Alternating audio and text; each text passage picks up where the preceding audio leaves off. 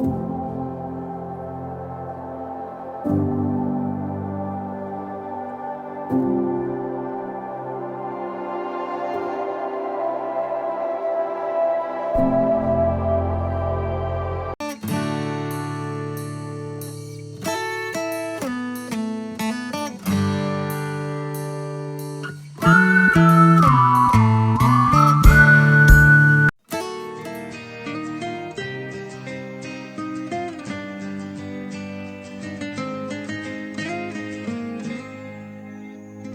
vengo a ofrecerme postrada ante ti, mi corazón puede estar ahí. El cielo se viste de gala, jamás se ha visto así. Hoy vengo a ofrecerme postrada ante ti, mi corazón puede estar ahí. El cielo se viste de gala, jamás se ha visto así. Y en humilde pesebre ahí en Belén ha nacido el Rey. Alabanzas al Rey, alabanzas al Rey, alabanzas al Rey de Israel. Pastores y magos vinieron a ti a rendir adoración. Ángeles ahora cantan a Dios nueva canción, pues al mundo ha llegado el regalo de Dios, paz y salvación. Alabanzas al Rey, alabanzas al Rey, alabanzas al Rey de Israel. Alabanzas al Rey, alabanzas al Rey, alabanzas al Rey de Israel. Emmanuel.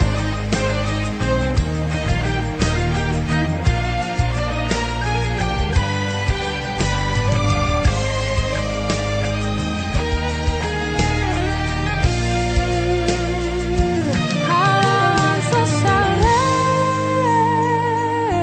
alabanzas al Rey,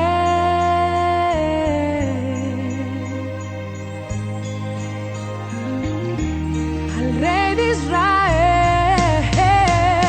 Alabanzas al Rey, alabanzas al Rey, alabanzas al Rey de Israel. Emmanuel.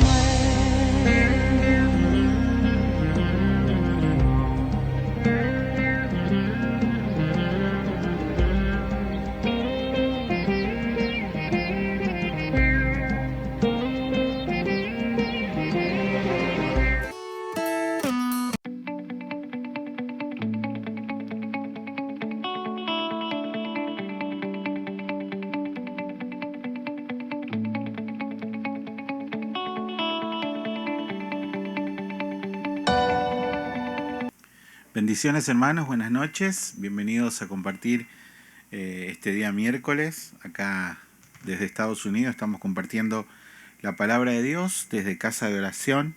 Nos gozamos en el Señor de poder llevar cada noche la palabra a distintos lugares, a cualquiera que pueda entrar a redes sociales y ser impactado por esta bella palabra de Dios que se da día tras día aquí. Y hoy vamos a seguir con la segunda parte del tema que comenzamos anoche, requisitos indispensables para evangelizar a otros. Un tema muy apasionante de cómo la palabra de Dios nos va guiando para que aprendamos a llevar el evangelio a otros.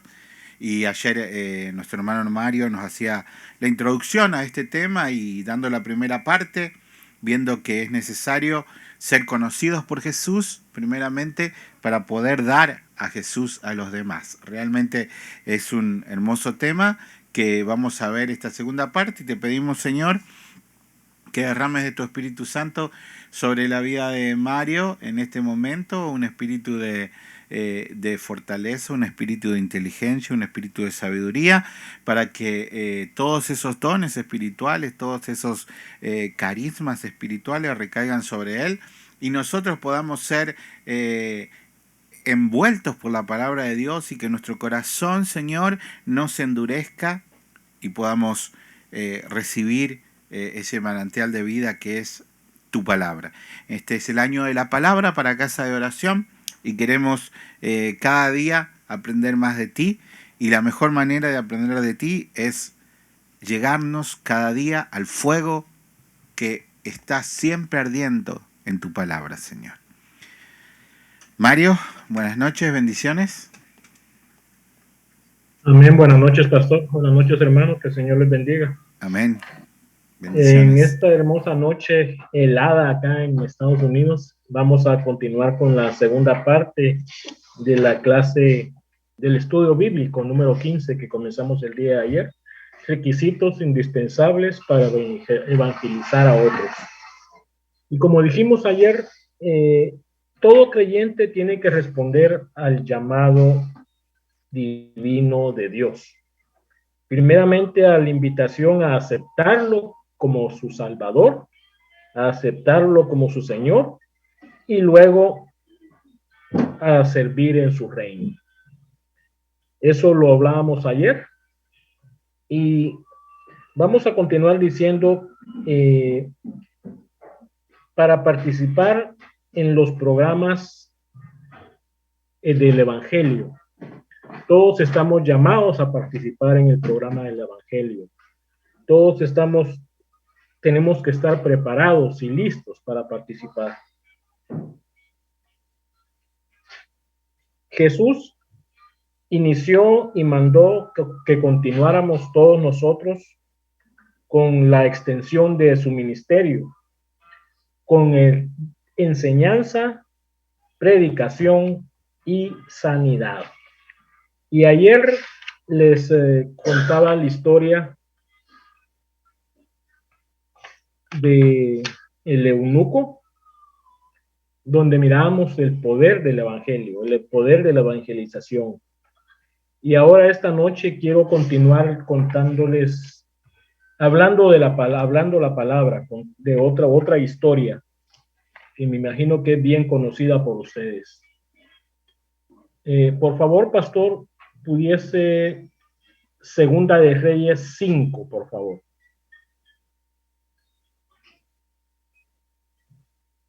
Segunda de Reyes 5.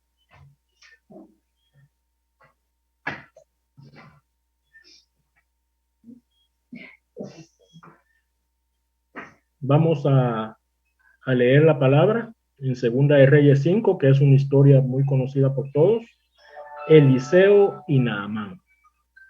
Y la palabra dice así: Naamán, general del ejército del rey de Siria, era varón grande delante de su señor, y lo tenía en alta estima, porque por medio de él había dado Jehová salvación a Siria.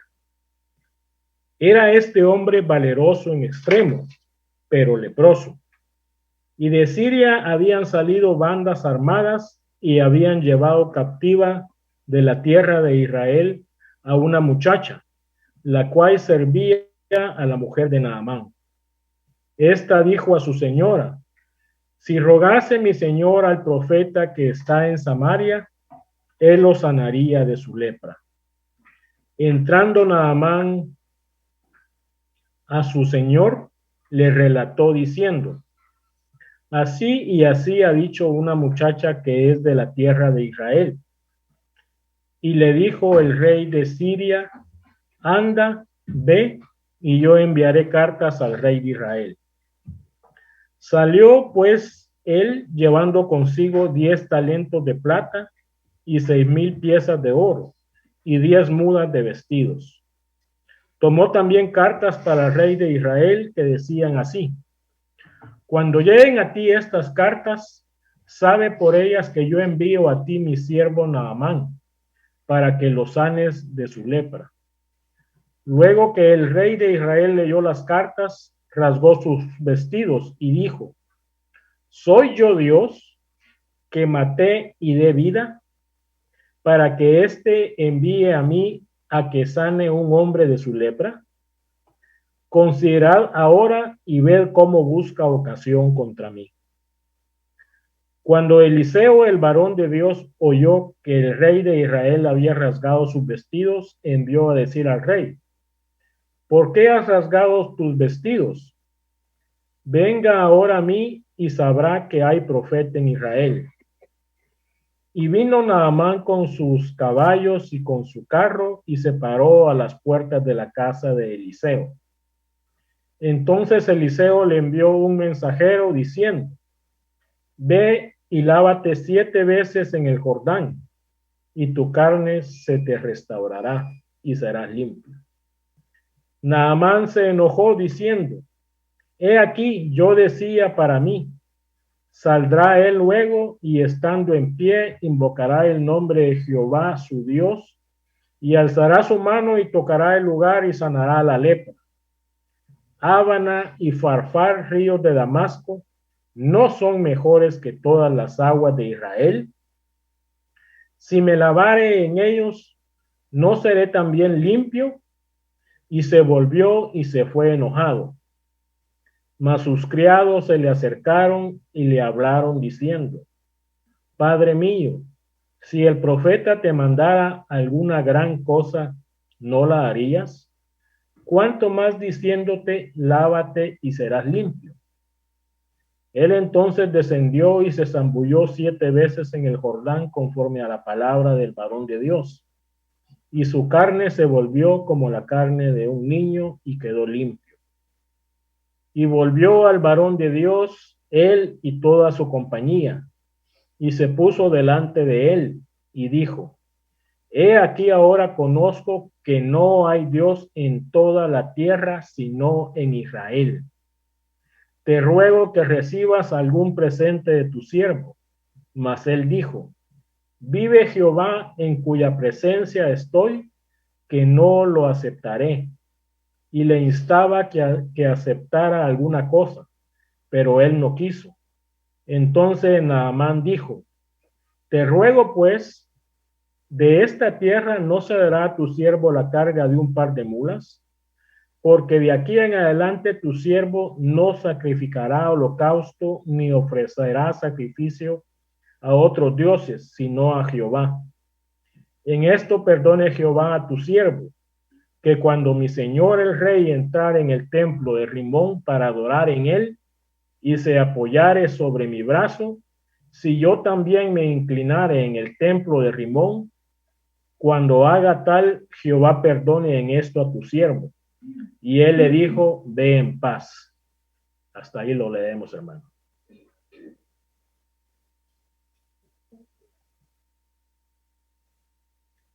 Vamos a remarcar partes muy importantes de este texto que le leí. Naamán, general del ejército del rey de Siria, era varón grande delante de su señor y lo tenía en alta estima, porque por medio de él había dado Jehová salvación a Siria. Naamán no conocía a Jehová. Naamán no conocía a Jehová, pero Jehová sí. Jehová lo tenía en cuenta. Y a raíz de eso, su rey, el rey de Siria, le tenía gran aprecio, dice la palabra.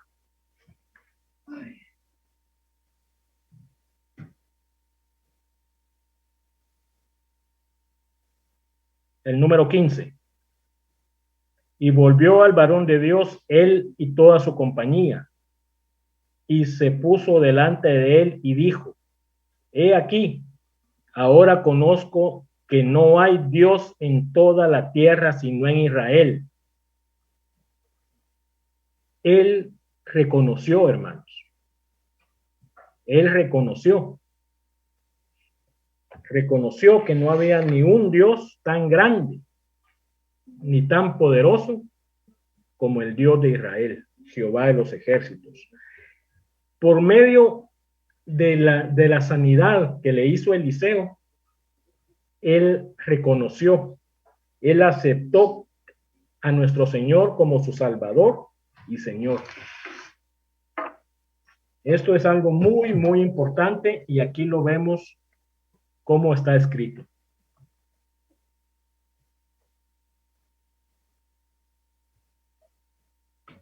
Y vemos también que Eliseo lo deja ir en paz cuando él le dice que lo perdone también el Señor. Cuando si él llega a hacer esto, si él llega a hacer lo siguiente, arrodillarse porque su rey se ayuda con su brazo. Entonces eso también es muy importante en verlo, como ellos que no conocían a Jehová, por medio de la sanidad que le hizo Eliseo, él puede llevar a Siria también su palabra. Porque así como el eunuco que nunca había escuchado, solo estaba leyendo cosas que no entendía, también por medio, así como el eunuco lo hizo, puede transmitir su palabra.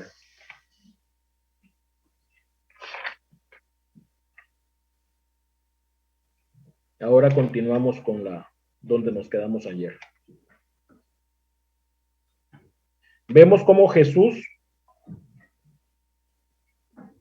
nos motiva a continuar con su ministerio de enseñanza, predicación y sanidad.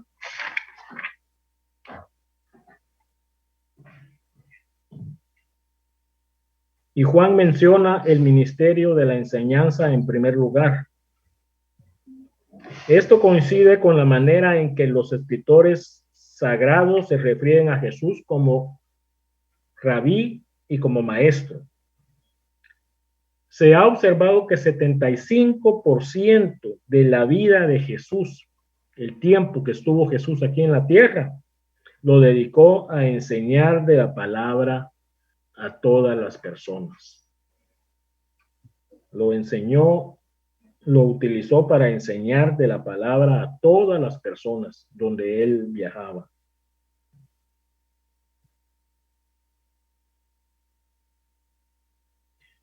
Dios, por su gran sabiduría, hermanos, hizo al ser humano con la necesidad y a la vez con la capacidad de aprender, y también nos dio una revelación y un ministerio de educación cristiana para que conozcamos de él. Y para entender mejor lo que estoy hablando, por favor, pastor, vámonos a Efesios 4, del 11 al 13. Y la palabra dice así: y él mismo constituyó a unos apóstoles, a otros profetas, a otros evangelistas, a otros pastores y maestros,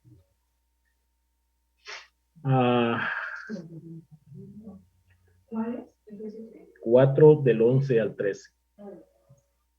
Maestro, pastor y maestro.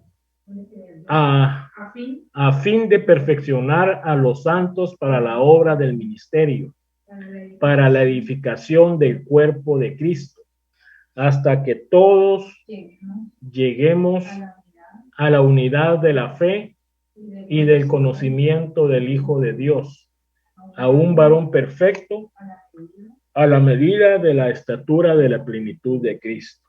Amén. Amén, amén, amén.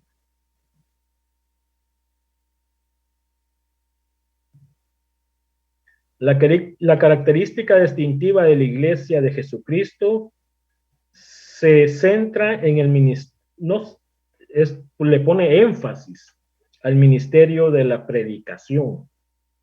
El predicar es el hablar de la palabra del Señor, es una parte muy importante de todo cristiano, hermanos. Predicar es pregonar de las buenas nuevas de salvación a los que no las han recibido. A todo el mundo que está afuera hay que hablarles, hay que pregonarles de la salvación. La predicación de Jesucristo, igual que la de Juan el Bautista y también de todos los apóstoles, hermanos, se centraban en algo muy importante y todos comenzaban así: arrepentíos porque el reino de los cielos se ha acercado. Para eso nos vamos a ir a Mateo 3:2. En aquellos días vino Juan el Bautista predicando en el desierto de Judea y diciendo: arrepentíos porque el reino de los cielos se ha acercado. Eso es lo que se centraba Juan y nuestro Señor Jesús. Arrepentíos porque el reino de los cielos se ha acercado.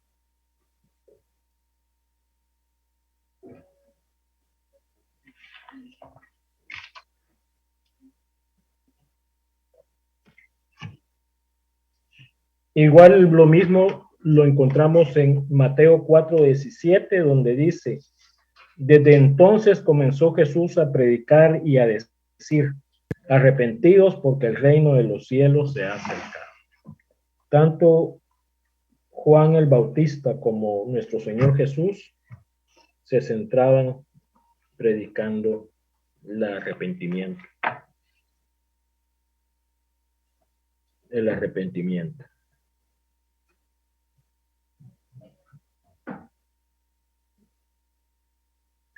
La evangelización, hermanos, siempre ha sido impulsada y se ha abierto campo por medio de los milagros de sanidad y liberación. La sanidad siempre ha estado presente. Siempre ha estado presente antes de la venida de nuestro Señor Jesús.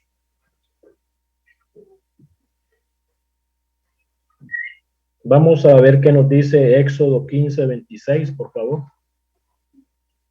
Y dijo: si oyeres atentamente la voz de Jehová tu Dios, e hicieren lo recto delante de sus ojos, y dieres oído a sus mandamientos, y guardares todos sus estatutos, ninguna enfermedad de las que envié a los egipcios te enviaré a ti, porque yo soy Jehová tu sanador. Amén. Amén, amén, amén. Es parte de la gran comisión, hermanos, también se enfoca en la sanación.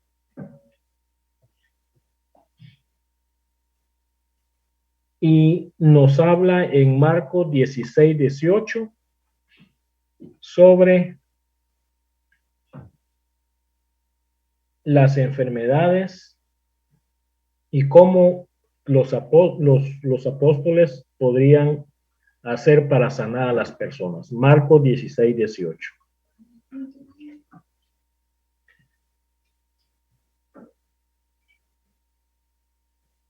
Tomarán en las manos serpientes, y si bebieren cosa mortífera, no les hará daño. Sobre los enfermos pondrán sus manos y sanarán. Se los leo nuevamente. Y tomarán en las manos serpientes, y si bebieren cosa mortífera, no les hará daño. Sobre los enfermos pondrán sus manos y sanarán. Miren cómo les daba potestad a nuestro Señor. Cómo les daba tanta potestad a nuestro Señor. Vamos a dar varios ejemplos de la sanidad por medio de la evangelización. Y si Leemos siempre en Mateo 4, 24 y 25. Y dice, y se difundió su fama por toda Siria, y le trajeron todos los que tenían dolencias, los afligidos por diversas enfermedades y tormentos, los endemoniados, lunáticos y paralíticos, y los sanó. Y le siguió mucha gente de Galilea, de Decápolis, de Jerusalén, de Judea y de otro lado del Jordán. Por todos estos lugares anduvo nuestro Señor Jesús, hermanos, evangelizando, enseñando y sanando.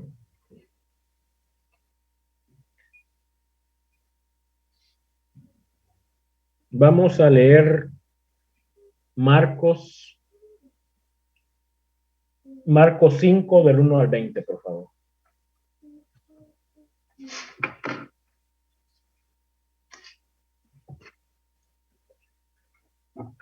Marcos 5 del 1 al 20. Vinieron al otro lado del mar, a la región de los Gadarenos, y cuando salió él de la barca, enseguida vino a su encuentro de los sepulcros un hombre con un espíritu inmundo, que tenía su morada en los sepulcros, y nadie podía atarle ni aun con cadenas, porque muchas veces había sido atado con grillos y cadenas, mas las cadenas habían sido hechas pedazos por él, y desmenuzados los grillos, y nadie le podía dominar. Miren cómo lo tenía el demonio a esta persona, hermanos.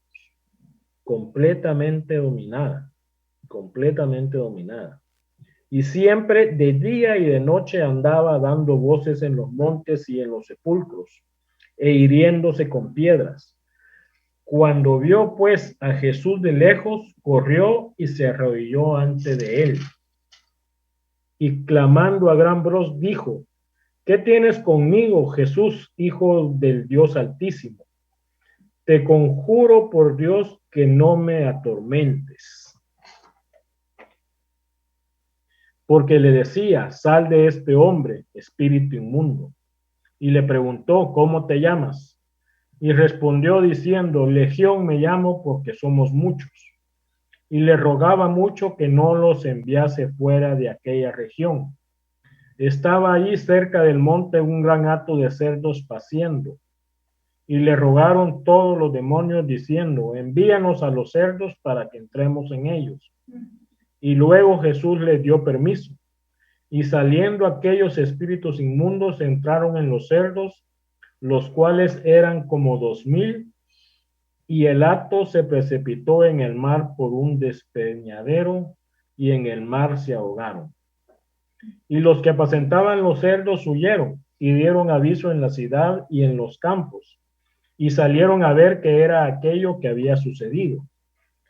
Vienen a Jesús y ven al que había sido atormentado del demonio, y que había tenido la legión sentado, vestido en su juicio cabal, y tuvieron miedo. Y les contaron los que lo habían visto, cómo le había acontecido al que había tenido el demonio y lo de los cerdos. Y comenzaron a rogarle que no fuera de sus contornos. Y comenzaron a rogarle que se fuera de sus contornos. Al entrar él en la barca, el que había estado endemoniado le rogaba que lo dejase estar con él. Mas Jesús no se lo permitió, sino que le dijo, vete a tu casa, a los tuyos, y cuéntales cuán grandes cosas el Señor ha hecho contigo, y cómo ha tenido misericordia de ti.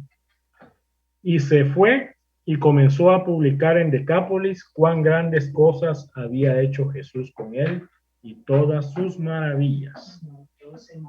Y todos se maravillaban. Por medio de la sanación que este hombre recibió, hermanos, él hablaba de las maravillas que el Señor Jesús había hecho con él. lo había libertado, le había dado nueva vida.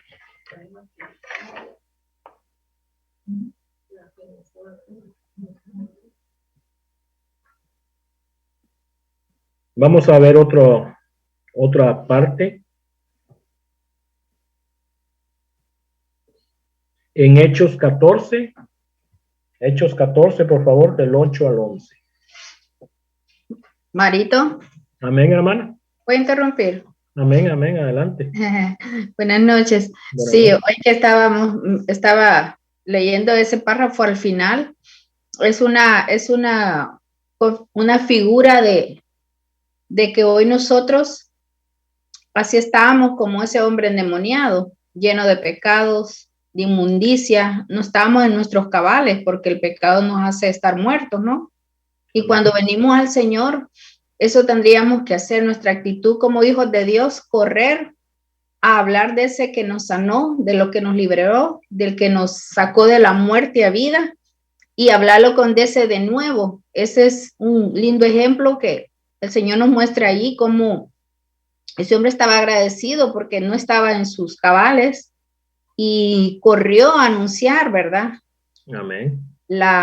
De quién lo había sanado y transformado. Amén. Y eso es un ejemplo para nosotros, que donde estábamos muertos en delitos y pecados, ahora por misericordia somos libres de eso, y eso hay que manifestarle a los demás. Esa es una manera de evangelizar, ¿verdad? Amén. Llevar las buenas nuevas.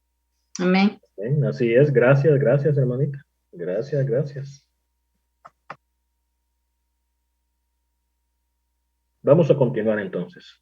Hechos 14, del 8 al 11. Y cierto hombre de Listra estaba sentado.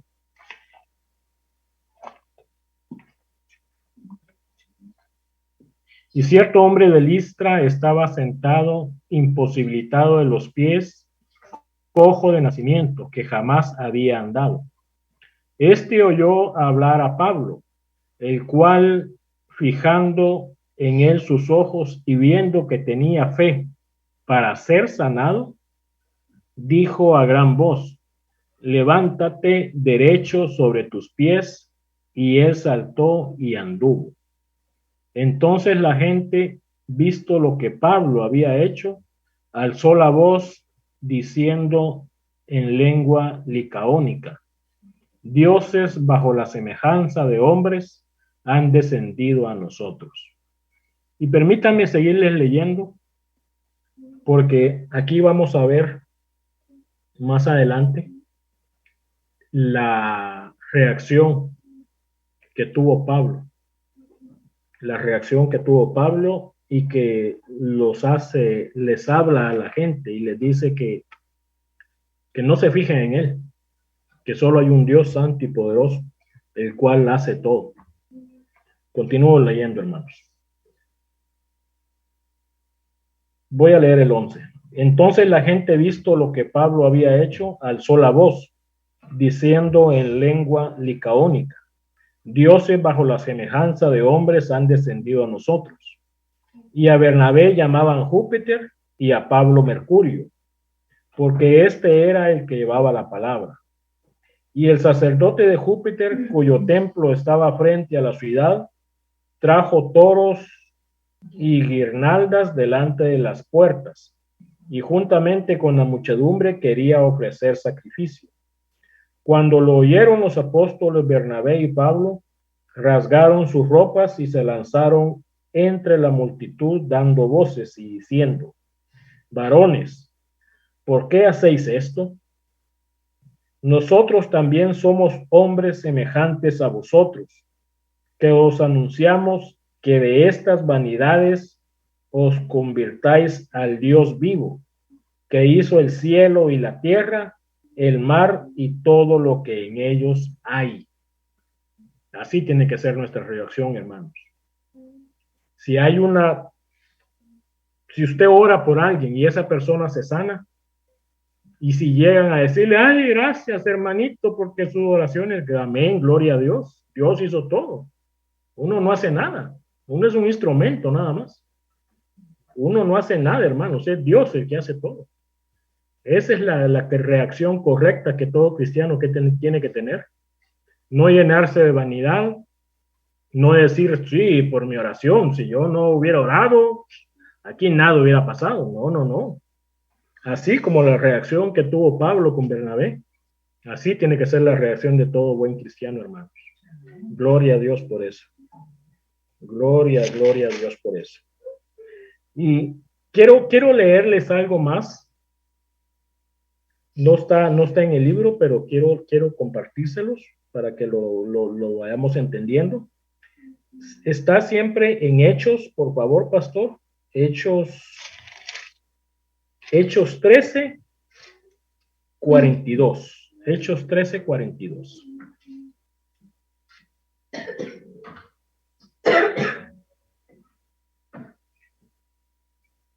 Si puede poner todo el 13, por favor, pastor, porque son varias.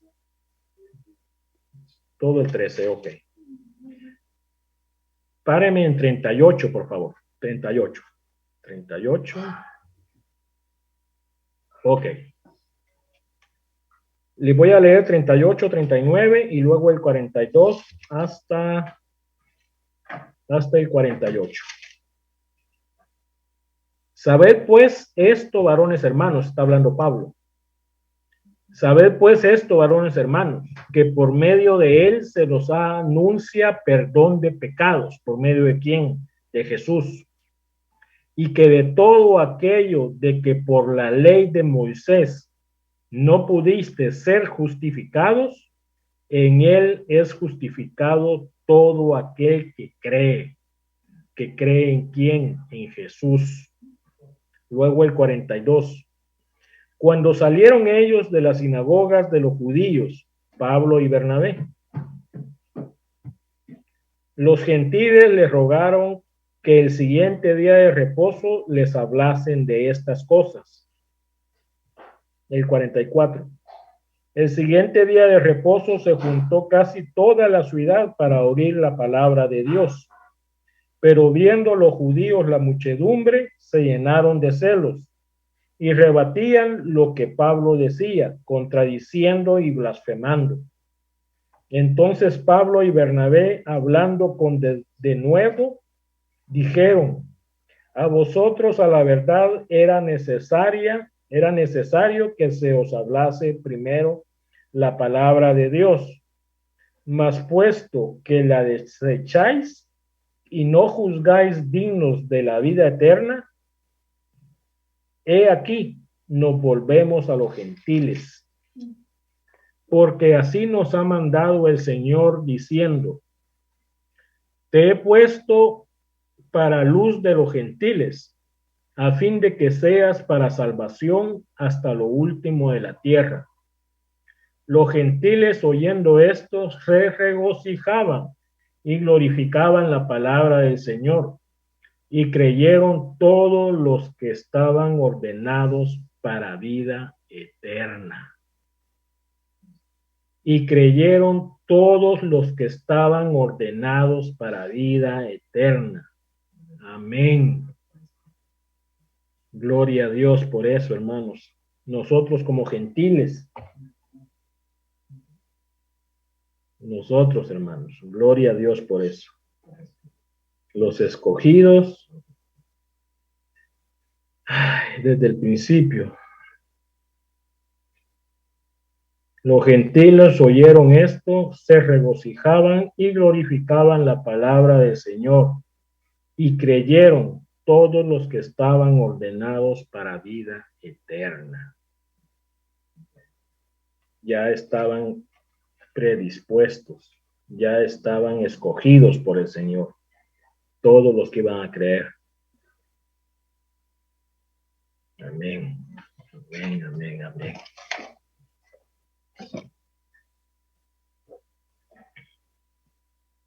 Vamos a leer ahora en Hechos 28, del 1 al 10, por favor.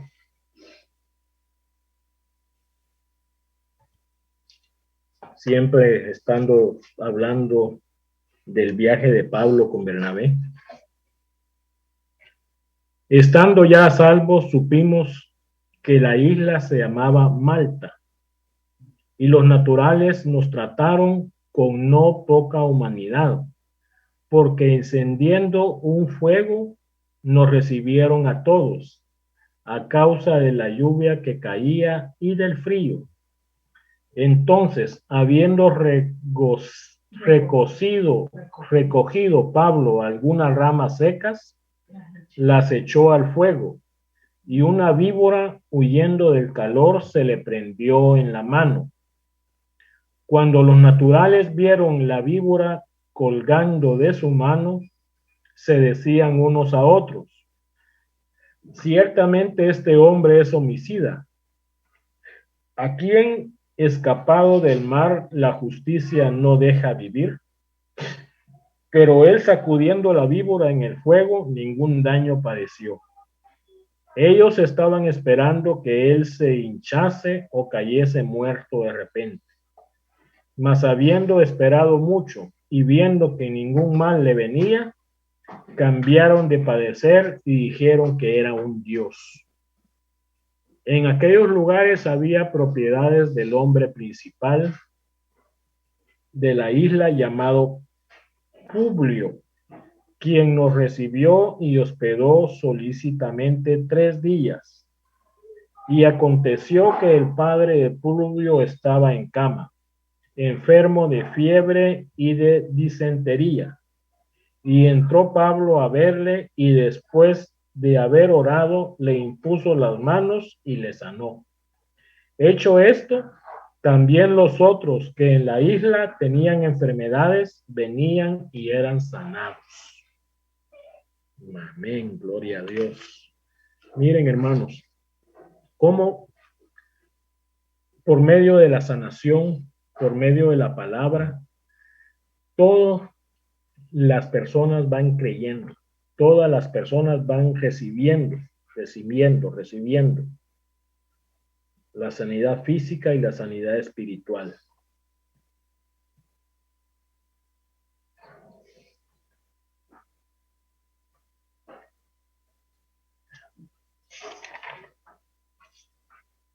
Cuando leemos Mateo 4 de 24, aquí habla de las enfermedades que iba sanando nuestro Señor Jesús por toda Siria, y ahí menciona las enfermedades, todos los afligidos por diferentes enfermedades y tormentos, los endemoniados, lunáticos y paralíticos.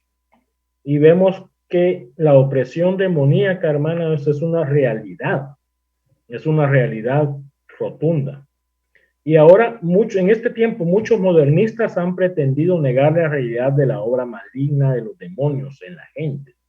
Ya no creen que sea algo malo así, espiritual. Su argumento es que trata de casos de enfermedades mentales y que deben ser tratados por psiquiatras, psicólogos o médicos. Pero ahí vemos en Mateo 4 que diferencia o distingue a los endemoniados y a los lunáticos o los enfermos mentales. Que lunáticos puede ser el término usado desde ese tiempo hasta hoy, ¿no? En realidad es que el evangelio, hermanos, es la respuesta de Dios a todas las necesidades del ser humano. El evangelio es completamente la respuesta a todas nuestras necesidades del ser humano. Todo aquel que necesita sanidad física o espiritual tiene que pedirla y pedirla con fe. El que cree por su fe, hermanos, por la fe en nuestro Señor Jesús.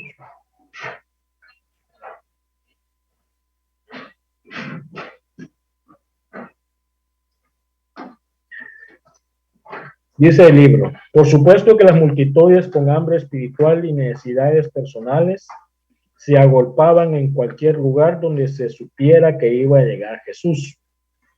Los milagros causaban conmoción, se divulgaban de boca a boca y atraían gente de todas partes. Y ahí vemos, leyendo en el versículo de Mateo 4:25, que Llegaba gente de Galilea, de Decápolis, de Jerusalén, de Judea y del otro lado del Jordán, como está diciendo.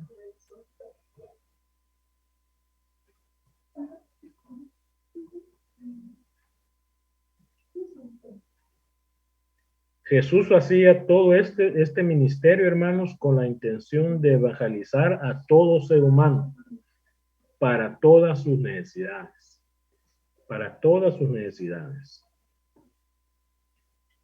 Anteriormente ya habíamos explicado que primero se recibe el llamado para salvación y luego el del servicio cristiano.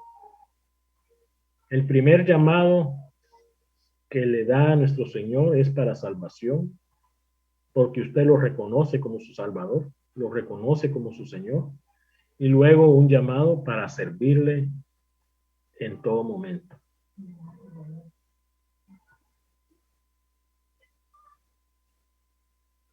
También destacamos que aunque algunos creyentes son llamados al ministerio a tiempo completo, otros son llamados a compartir el evangelio con los que no lo han recibido.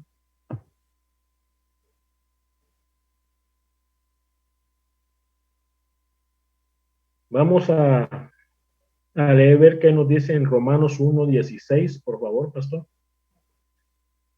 Aquí vamos a ver el reconocimiento del poder que tiene el evangelio. Porque no me avergüenzo del evangelio, porque es poder de Dios para salvación a todo aquel que cree, al judío primeramente y también al griego. No me avergüenzo del evangelio, porque es poder de Dios para salvación a todo aquel que cree. Usted tiene que creer que solo hay un Dios justo y verdadero que lo amó desde el comienzo del mundo, que lo escogió desde el vientre materno, que le dio vida y que aún después tuvo tanta misericordia por usted y por mí, que envió a su único Hijo Jesucristo aquí a este mundo para darle vida y vida en abundancia, hermano. Para que Él sea nuestro Salvador, para que Él sea nuestro dador de vida.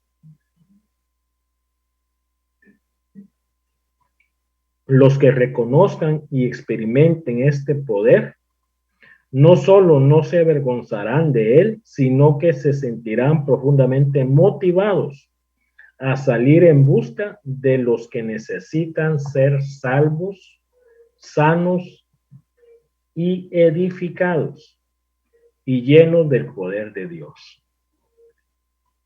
Si usted reconoce a nuestro Señor Jesús como su Salvador, hermano, usted tiene el deseo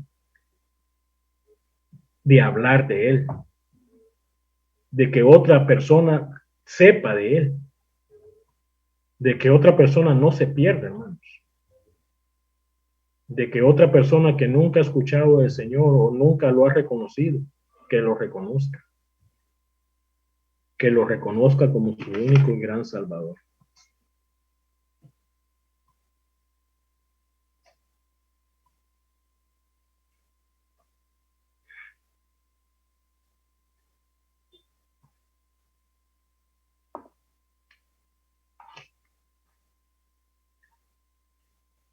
Vamos a leer ahorita en Mateo 5:13, por favor, pastor.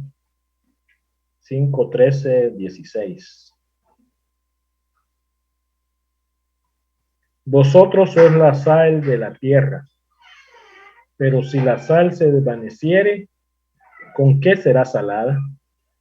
No sirve más para nada, sino para ser echada afuera y hollada por los hombres. Vosotros sois la luz del mundo. Una ciudad asentada sobre un monte no se puede esconder. Ni se enciende una luz y se pone debajo de un almud, sino sobre el candelero, y alumbra a todos los que están en casa. Así alumbre vuestra luz delante de los hombres, para que vean vuestras buenas obras y glorifiquen a vuestro Padre que está en los cielos. Amén. Amén, amén, amén, hermanos. Yo recuerdo que hace muchos años, cuando yo todavía no conocía al Señor, alguien que creía que sabía mucho me dijo, ¿por qué crees que en la palabra dice que uno es la sal de la tierra y la luz del mundo? Yo no tenía ni idea. Yo no tenía ni idea.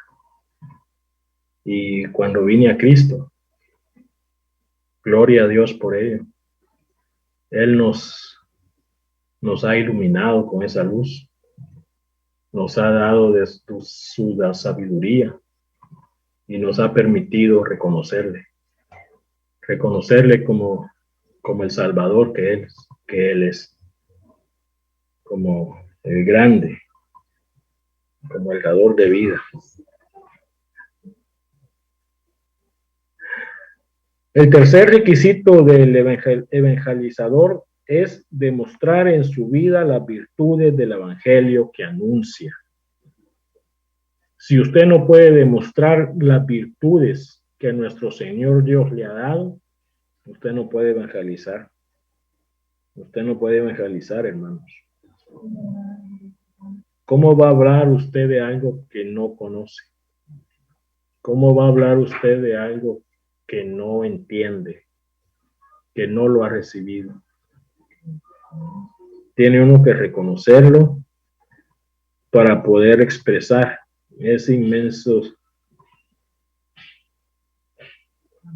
amor, ese inmenso misericordia que Él ha tenido con uno, ese inmenso sacrificio que Él hizo por cada uno de nosotros. Una de esas virtudes es la pureza moral y espiritual. Pureza moral y espiritual. Uno que testifica del poder salvador y santificador del Evangelio tiene que vivir una vida santa. Para eso hay que pedir de la misericordia del Señor. Hay que pedir sabiduría, hermanos. Hay que pedir mucha, mucha sabiduría y que lo ilumine a uno en este caminar. Que lo ilumine a uno en este caminar que día a día estamos batallando. Para tener éxito en la conquista de las almas para el reino de Dios, mediante la evangelización, el creyente tiene que haber experimentado en su propio ser el poder santificador del Espíritu Santo. Permítame, se los leo nuevamente. Para tener éxito en la conquista de almas para el reino de Dios mediante la evangelización, el creyente tiene que haber experimentado en su propio ser el poder santificador del Espíritu Santo.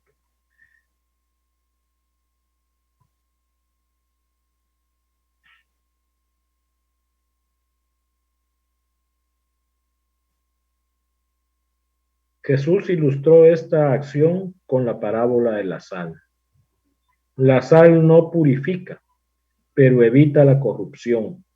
Del mismo modo, los cristianos no tienen poder para salvar a nadie, pero si ejercen una gran influencia moral y espiritual en el mundo, sus actos ganarán, porque verán a nuestro Señor Jesús reflejado en cada uno de nosotros. Los creyentes que pierden su valor llegan a ser desabridos en la vida y muestran síntomas de decadencia en la gracia y en la piedad. Los que empiezan a tolerar la corrupción a su derredor es porque han perdido su sabor y poder intrínsecos. Con la parábola de la sal, Jesús nos enseña que como pueblo redimido debemos demostrar pureza en nuestra vida e influir en la comunidad para que la moral cristiana sea vista con respeto. Para que la moral cristiana sea vista con respeto. ¿Cuántas veces usted, hermano, ha escuchado de personas en el mundo que dicen, uy, y dice que es cristiano? Uy, y dice que va a la iglesia. No, para ser así como él, mejor no voy. Que Dios nos libre, que Dios nos perdone, que se pierda una alma por nuestros, ¿cómo es la palabra? Por nuestros testimonios, por nuestro testimonio. Cada vez que leo, no recuerdo exactamente en qué parte de la Biblia está, pero cada vez que leo, si un alma se pierde por culpa tuya, es mejor atarse una soga al cuello y tirarse al fondo del mar. Que Dios tenga misericordia de mí, de todos nosotros, que por nuestros actos alguien se desvíe, hermano, se pierda. Si queremos ganar a otros para Cristo, dos cosas debemos aprender de la sal. Sazonar bien muestra palabras en nuestra vida. Veamos qué nos dice Colosenses 4:6, por favor, pastor. Sea vuestra palabra siempre con gracia, sazonada con sal, para que sepáis cómo debéis responder a cada uno. Sea vuestra palabra siempre con gracia, sazonada con sal, para que sepáis cómo debe responder a cada uno. Yo le doy gracias a mi Señor por la sabiduría que le ha dado a cada uno de ustedes, hermanos, por las palabras que me han dicho en su momento justo,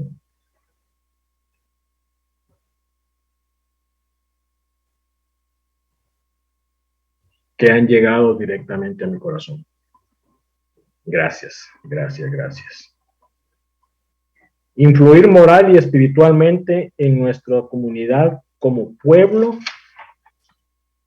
santificado por la sangre de Cristo, habiendo huido de la corrupción que hay en el mundo a causa de la concupiscencia. Y para eso vamos a leer segunda de Pablo 1:4, para que entendamos mejor. Segunda de Pedro 1:4. Por medio de las cuales nos ha dado preciosas y grandísimas promesas, para que por ellas llegaseis a ser participantes de la naturaleza divina, habiendo huido de la corrupción que hay en el mundo a causa de la concupiscencia.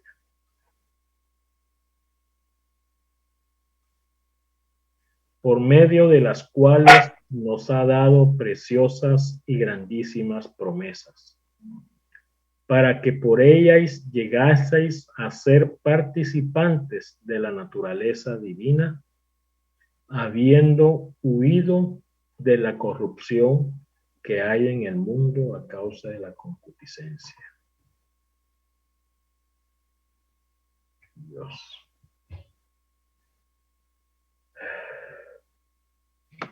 ¿Puedo agregar algo, Marito? Amén, hermana, adelante, adelante, adelante. Me apasiona este tema porque me gusta, ¿no? Amén. Am, y cuando leía a usted una cita anterior donde dice de que tenemos que vivir en santidad, ¿verdad? Obvio, para dar testimonio, ser la sal de la tierra. Y sé que esto a la iglesia en general nos cuesta vivir esto que estamos ahora aprendiendo, ¿no? De hablarle a los demás del Señor. Pero la mejor manera de hacerlo es cuando uno vive algo, es más fácil compartirlo, se hace más natural, porque está la carne, ¿verdad? El temor de la carne a enfrentar, y es fácil estar en la clase y ver todo esto lindo, pero cuando salimos afuera hay un bloqueo entre la mente de nosotros y lo que tenemos que hacer, ¿no? Entonces, la mejor manera es como usted dijo, la santidad nos lleva a fluir, porque cuando uno vive algo, es más fácil y más genuino hablar de algo tan natural que se hace de un diario vivir en nuestra vida, ¿no?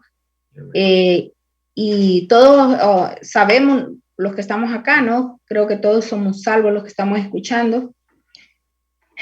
Y que cuando nosotros continuamente decimos que estamos agradecidos por lo que el Señor ha hecho en nuestra vida, y aquí nosotros nos gozamos, y es cierto y es verdad que el Señor pagó el precio en la cruz, y estamos agradecidos y por eso le seguimos, estamos en estas clases, perseveramos y todo decimos, alabamos, y si observamos las alabanzas, manifestamos la gratitud que tenemos porque el Señor nos sacó de la muerte segura que íbamos al infierno y de la vida que hoy tenemos en Cristo Jesús.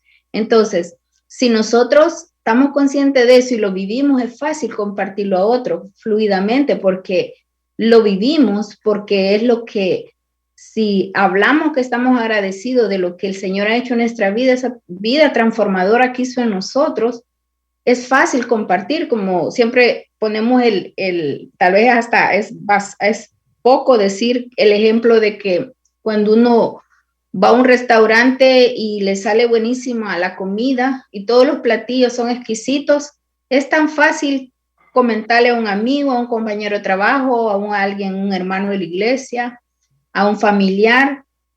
Recomienda uno ese restaurante porque le ha complacido al paladar, ¿no? Porque estamos contentos de eso y nos fluye y es bien fácil.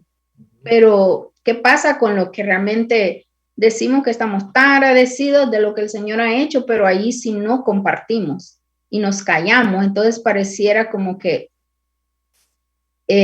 no es cierto, ¿no? Entonces es una manera que uno puede, aunque lo de la comida sabemos que es carnal y por eso es terrenal, y por eso cuando uno le dice a alguien es fácil que el otro vaya, porque todo es carnal, eso de la comida, de los sentidos, como ya dijimos que todo lo del Señor no es de sentido, es obediencia, y esto es sentido, paladar, ¿no? Gusto, le damos gusto a la carne con comida, y el mundo, obvio que eso rápido le va a aceptar uno y hasta le pide la dirección, pero si usted le da la dirección de la iglesia, no van a llegar fácilmente, ¿no?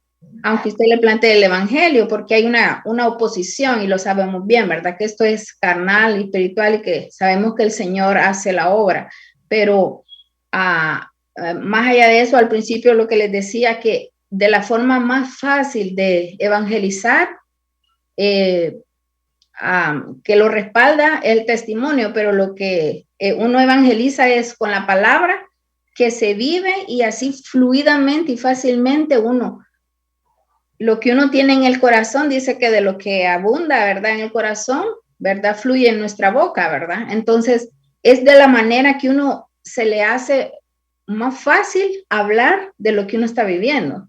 Amén. Todos nosotros aquí estamos agradecidos de lo que el Señor ha hecho con nosotros, de esa salvación que alguien nos dijo, que sabemos que vamos a un camino hermoso. Entonces es fácil decírselo a otro de una manera sin ofender, sin dañar y yo lo siento así, ¿verdad? Entonces es como yo les digo un tips o un consejo que de la manera que uno vive, es fácil participarle a otro de las buenas nuevas del Señor. Amén. Solo eso Amén. quería compartir. Gracias, hermana. Gracias. Se le agradece su aporte. Si leemos ahorita en Mateo 5, el 14 al 15,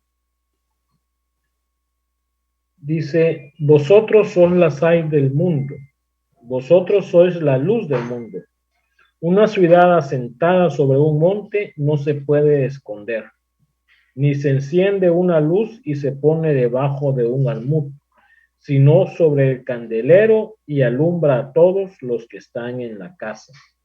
Así alumbre vuestra luz delante de los hombres, para que vean vuestras buenas obras y glorifiquen a vuestro Padre que está en los cielos.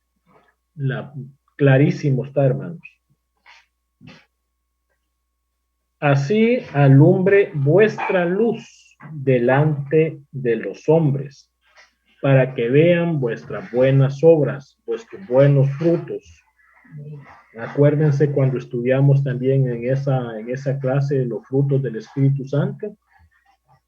Se tienen que dar buenos frutos. Todo cristiano, hermanos, tiene que dar buenos frutos para que esa luz resplandezca entre toda esta humanidad en la que estamos.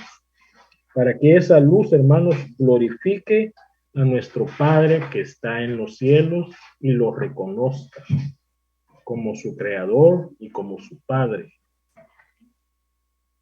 Esta parábola de la luz, hermanos, es gemela o es hermana de la parábola de la sal, que Jesús nos imparte en estas enseñanzas para el éxito en nuestra tarea de ganar a otros para el reino de Dios. Lo primero que tenemos que destacar aquí es el privilegio que Él nos da de llevar el mismo título que se dio a sí mismo en Juan 8:12, donde dice, otra vez Jesús les habló diciendo, yo soy la luz del mundo. El que me sigue no andará en tinieblas, sino que tendrá luz de la vida.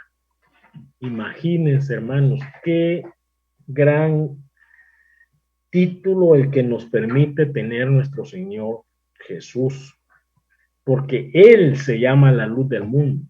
Él se llama la luz del mundo, hermanos, que alumbre en este mundo de tinieblas. Y dice que el que a Él lo sigue no andará en tinieblas jamás y tendrá la luz de la vida. Y aquí Él nos dice, Él nos da de llevar el mismo título que se dio acá. Yo soy la luz del mundo, el que me sigue no andará en tinieblas, sino que tendrá luz de la vida. Nadie había asumido jamás este lugar, ni se había atribuido semejante virtud. Solo Cristo como el resplandor de la gloria de Dios. El resplandor de la gloria de Dios.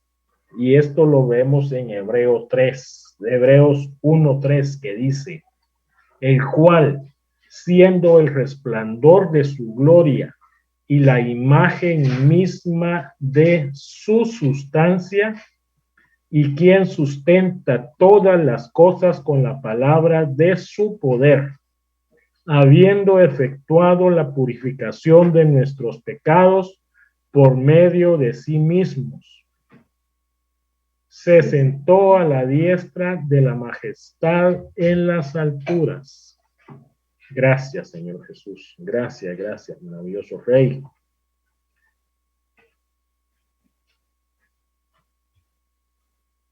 Veamos qué nos dice Juan 12:46, por favor.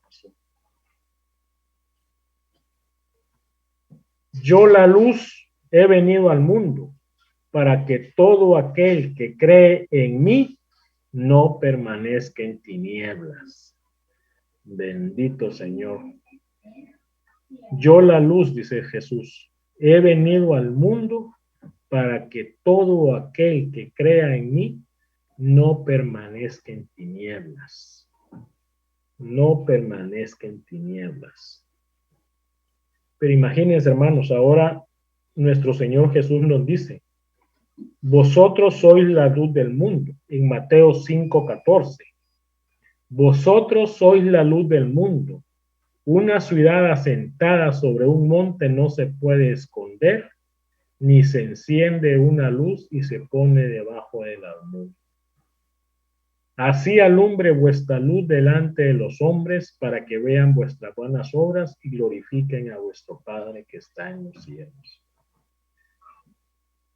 Inmensas maravillas, inmenso, inmenso. Ese título que nos pone nuestro Señor, bendito sea. Vosotros sois la luz del mundo, nos llama.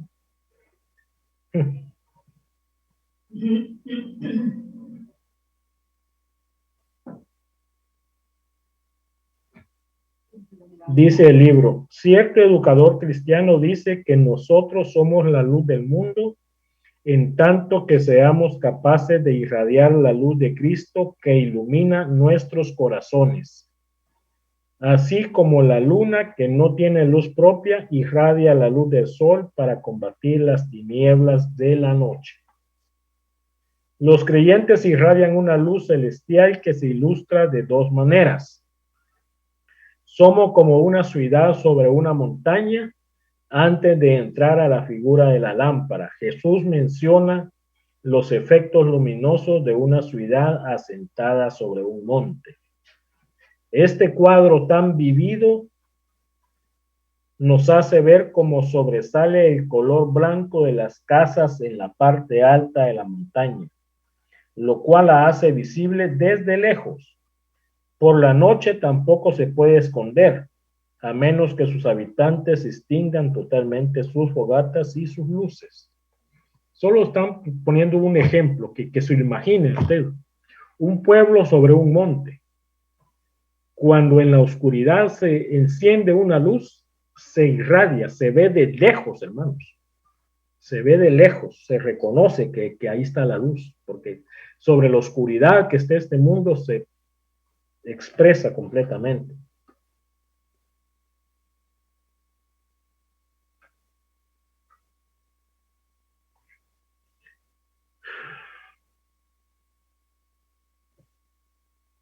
Es inconcebible o es inimaginable que si alguien enciende una lámpara y luego la encerrara bajo un cofre, bajo un almud, para que no alumbrara, no tiene ningún sentido, ¿verdad? Entonces, ese es un ejemplo que da nuestro Señor, que lo explica de esa manera ahí para que se entienda más claramente.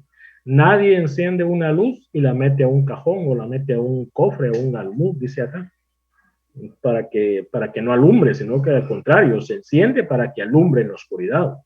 Así nos llama nuestro Señor, que nosotros somos la luz de este mundo, para que llevemos su evangelio, para que llevemos su palabra, para que hablemos de él y demos todo lo que él nos ha dado. Que demos todo lo que él nos ha dado, hermanos. Su misericordia, su amor, su fidelidad, todo. La luz y la sal son elementos que no pueden pasar inadvertidos por los que están a su alrededor. La sal evita la corrupción y la luz combate la ignorancia. David lo comprobó cuando dijo, lámpara es a mis pies tu palabra y lumbrera a mi camino. Y esto lo encontramos en Salmos 119, 105. Lámpara es a mis pies tu palabra y lumbrera a mi camino. Los creyentes en Cristo no se pueden ocultar sus alegres cantos, su sana enseñanza, su interesante conversación, su optimismo, su fe, su amor hacia los de su comunidad. Su ejemplo moral y su mensaje inspirador son elementos que tienen que influir positivamente en los que viven cerca de ellos. Vamos a ver qué nos dice Mateo 5:16. Mateo 5:16. Así alumbre vuestra luz delante de los hombres, para que vean vuestras buenas obras y glorifiquen a vuestro Padre que está en los cielos. Todos sus buenos frutos, hermanos, tienen que salir a flote. Todos sus buenos frutos tienen que salir a flote para que todas las personas vean en un cristiano a usted, para que vean reflejado a nuestro Señor Jesús, para que se vea la diferencia entre usted y el mundo que lo rodea, para que su luz, hermano, brille y reconozcan y glorifiquen al Dios al cual usted está pregonando, al Dios al cual usted está hablando, al Dios al cual usted está expresando, diciendo.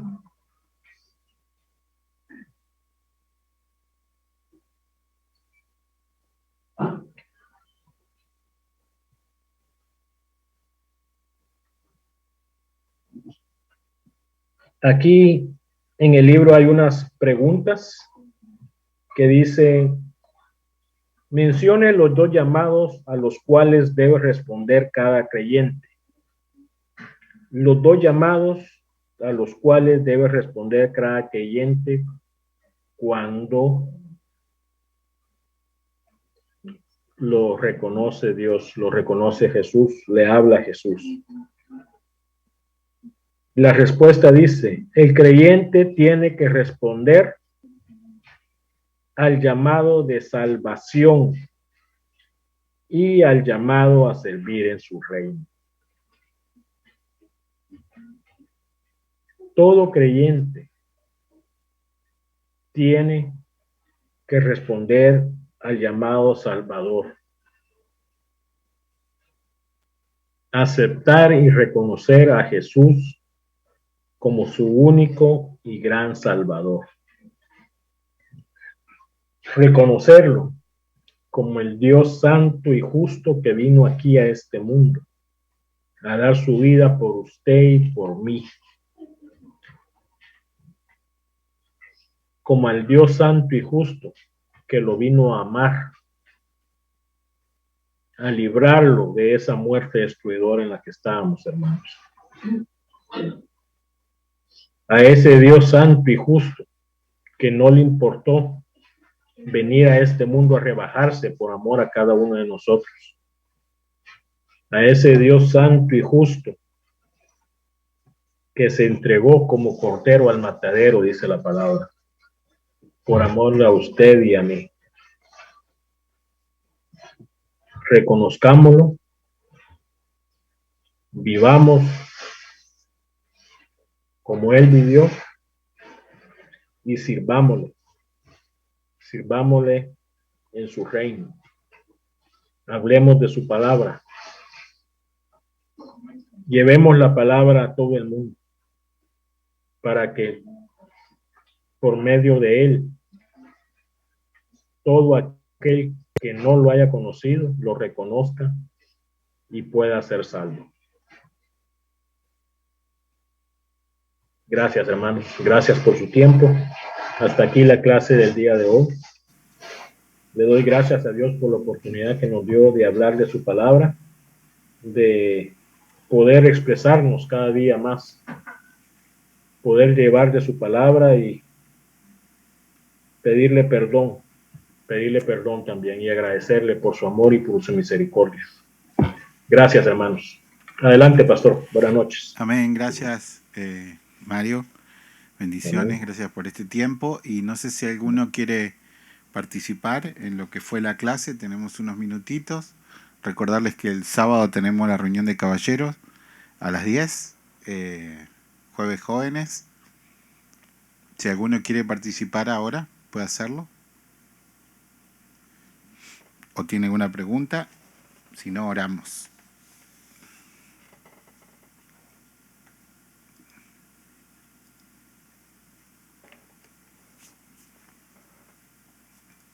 Ahora les voy a pasar el calendario por 2 meses, más o menos,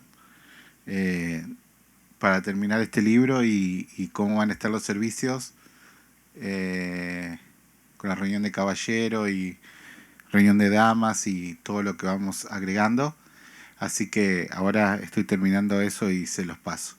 Entonces, muchas gracias una vez más, Mario. El próximo tema es el capítulo 16. ¿Qué hacer cuando los incrédulos rechazan el mensaje? ¿Qué hacer cuando los incrédulos rechacen el mensaje? Así que ese es el próximo martes y miércoles que vamos a estar compartiendo estos hermosos temas y avanzando en aprender la palabra de Dios.